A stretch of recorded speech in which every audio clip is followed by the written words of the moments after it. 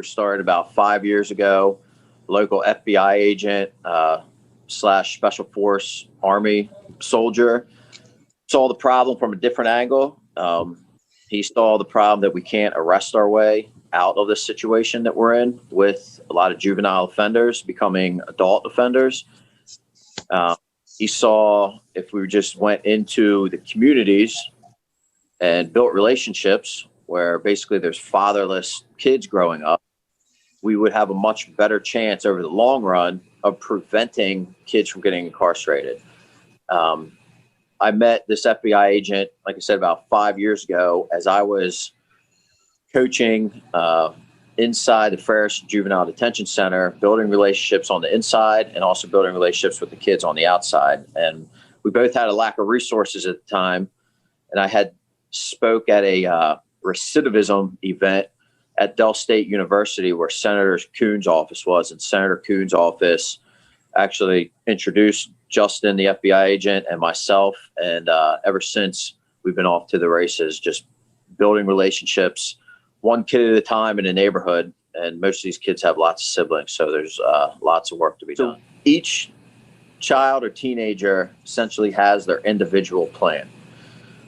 And the communication part is key, and staying relevant on communication, meaning if that's, we're gonna have a text messaging chain with this team of teenagers that are all on a football team together. And then we have different text chains for the basketball team, for the young ladies, and then identifying leaders within the young population to step forth, and then they start leading from within.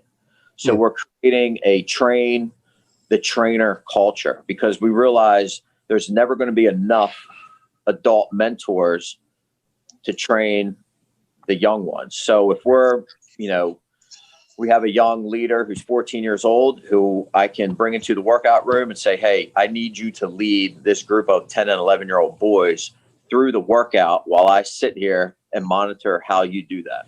Comment on, as of recent, we started Zoom classes in December. Every kid that was taking the Zoom classes was failing, and now they are 100% passing.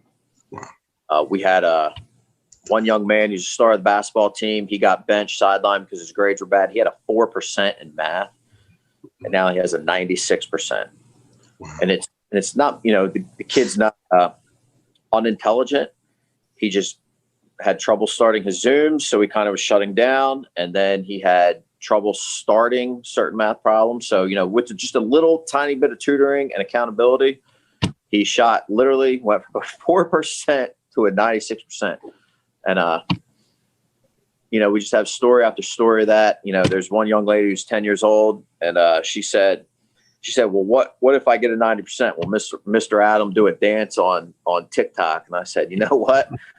Whatever it takes, you get a 90% on your math overall, Mr. Adam will do a dance on TikTok. So she's holding my feet to the fire.